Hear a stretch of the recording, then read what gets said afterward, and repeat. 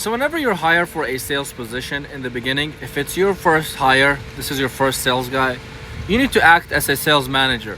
This is how you make sure that the sales guy is always performing well. And here's what I mean by that. Normally in bigger companies where there's like 5, maybe 10 sales guys, they have a sales manager.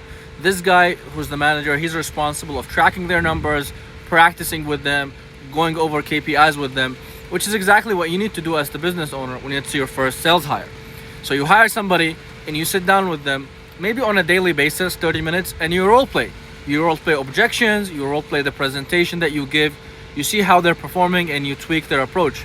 Think of them like an athlete. They need to practice every day to get better. And then you sit down with them maybe once a week or once every 2 weeks and you look at the numbers and you try to identify errors.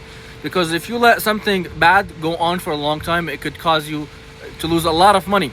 So you sit down with them once a week or every 2 weeks and you're like, hey, here's how many appointments you went on.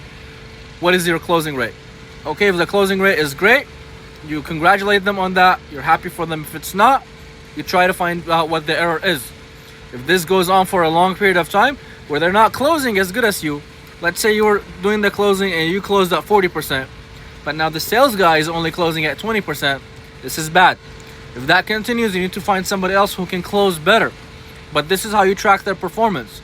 You need to act like a sales manager and make sure they're performing up to the standard for you to keep them in the long term.